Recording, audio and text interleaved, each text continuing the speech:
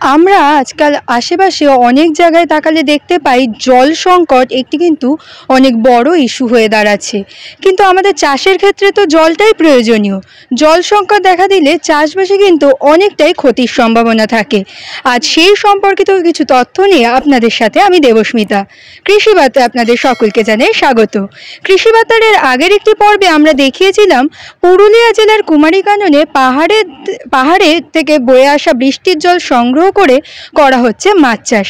কিন্তু কিভাবে আপনারা এই বৃষ্টির জল সংগ্রহ করবেন বা এই বৃষ্টির জল সংগ্রহ করে আর কি কি করা সম্ভব সেটা জানতেই আজ আমরা চলে এসেছি সেঞ্চুরিয়ান ইউনিভার্সিটিতে। পশ্চিমবঙ্গের গণ্ডি ছাড়িয়ে উড়িষ্যা রাজ্যের এই সেঞ্চুরিয়ান ইউনিভার্সিটির প্রফেসর ডক্টর সুপ্রদীপ সরকার স্যারের সঙ্গে কথা বলে আমরা জেনে নেব স্যার আমাদের কি কি তথ্য জানাচ্ছেন।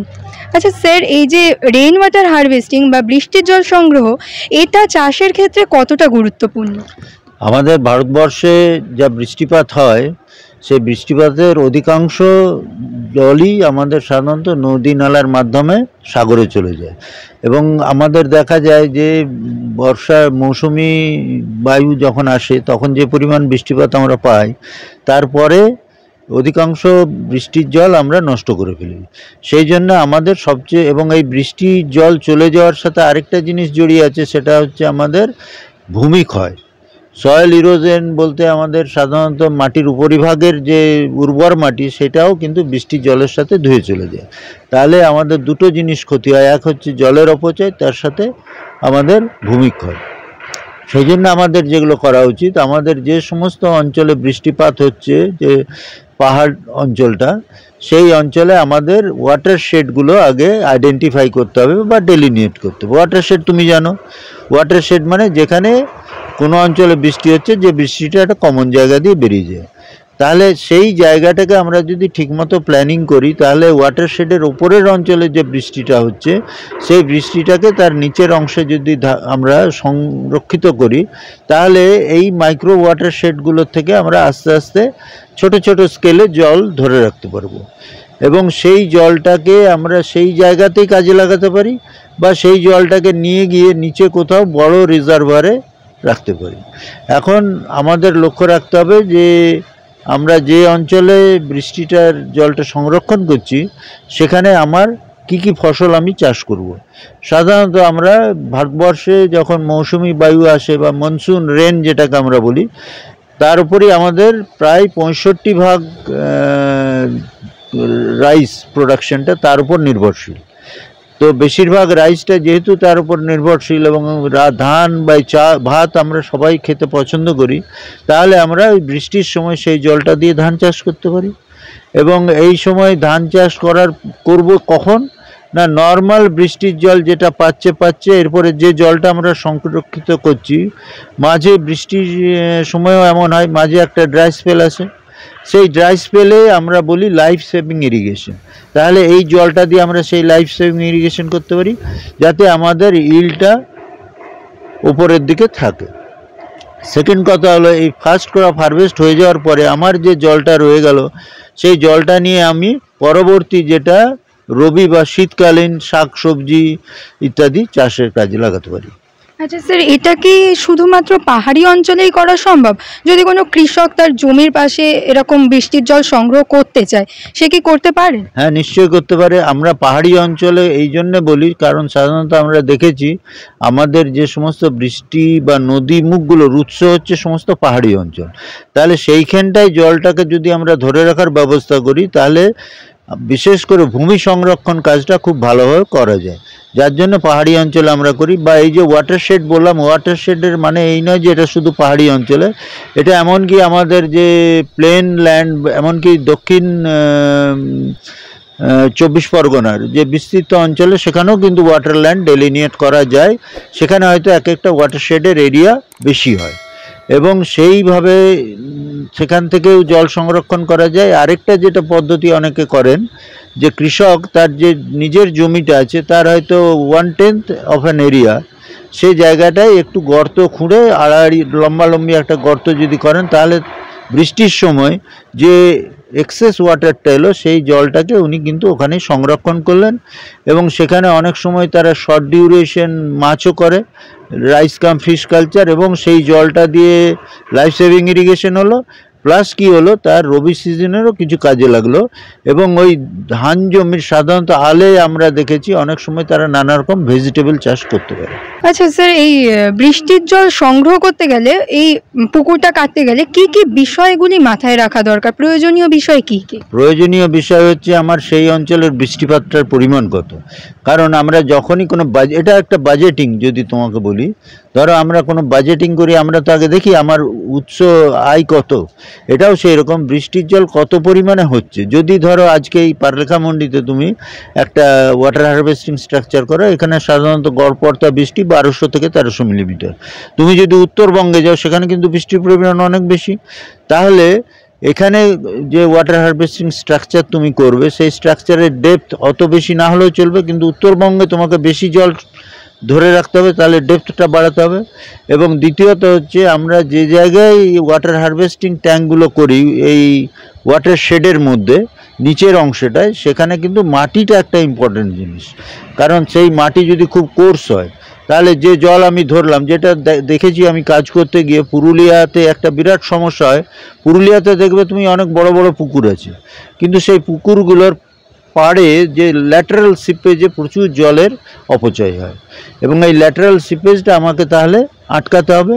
এবং আমার যদি খুব কোর্স টাইপ সয়েল হয় তাহলে আমার নিচের তলাটায়, যেটা এই হারভেস্টিং ওয়াটার হারভেস্টিং পন্ডের যেটা বেস, সেখানে একটা লাইনিং করতে হবে, হয় কোনো গোবর সিমেন্ট মিক্স করে, বা অন্য নানা রকম পদ্ধতি আছে, বা এখন পলিথিনও লোক ইউজ করে। তাহলে দুটো জিনিস আমাকে রাখতে হবে, একটা হচ্ছে আমার বৃষ্টিপাতের পরিমাণ কত, আমার মাটির ঢাল কত, মানে কতটা পরিমাণ জল আমার এসে পড়তে পারে, এবং কি ধরনের মাটিতে আমি এই ওয়াটার হারভেস্টিং ট্যাঙ্কটা করছি।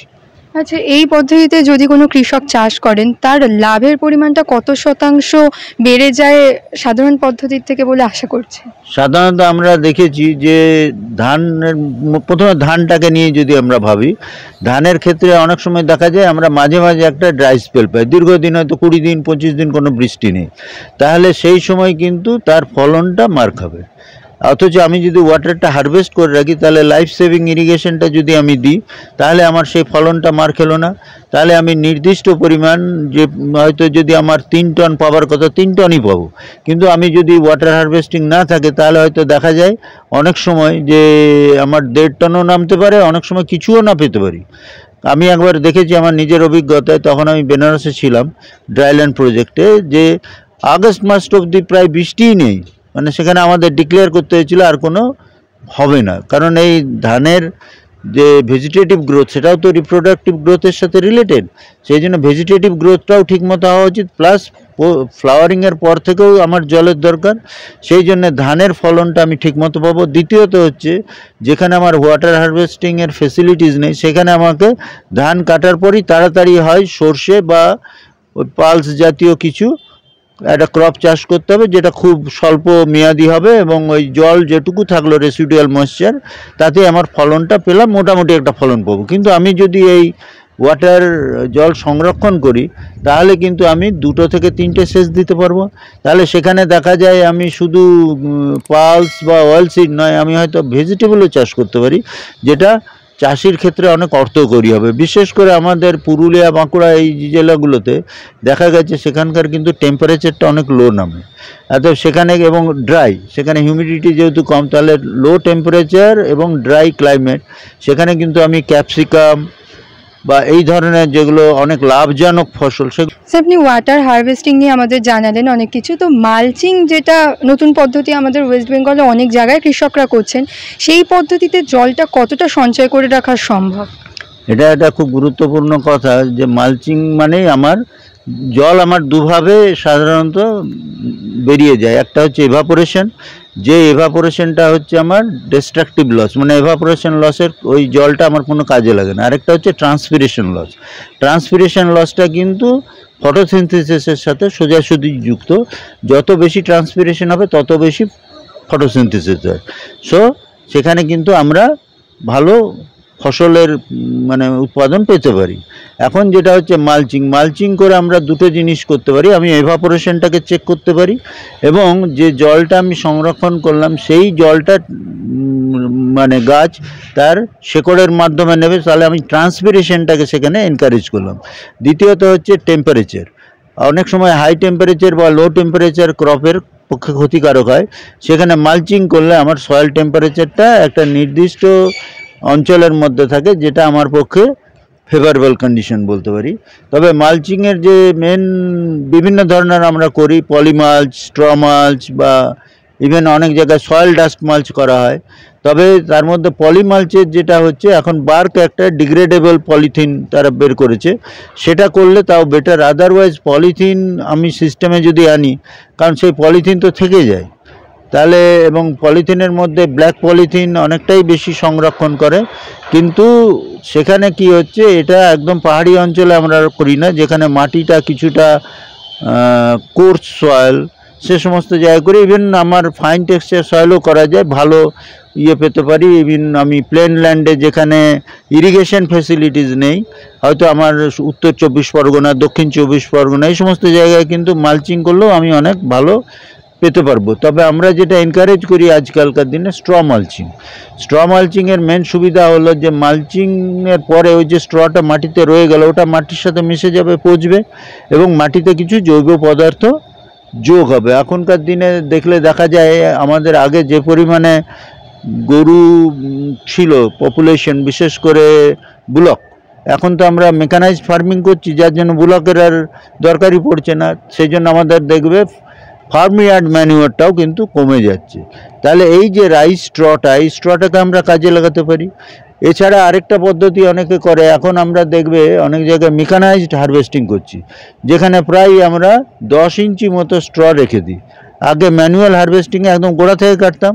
এই যে 10 ইঞ্চি স্ট্রটা রইলো, তাহলে ওইখানে দুটো স্ট্র লাইনের মাঝেও আমি ফসল বুনতে পারি, এবং যেহেতু ওই স্ট্রটা একটা কভার করে, সেটাও কিন্তু একটা ওয়াটার কনজারভেশন মেজার হিসেবে ব্যবহার করা যায়। আপনারা শুনে নিলেন বর্তমানের এই জল সংকটের সময় এসে দাঁড়িয়ে আপনারা কিভাবে জল সংগ্রহ করতে পারবেন এবং কোন সেচ পদ্ধতি জমিতে ব্যবহার করলে জলের খরচটা যেমন একদিকে কমবে, তেমনি অন্যদিকে জমির পাশাপাশি আপনাদের ফলনও কিন্তু হবে অনেকটাই বেশি।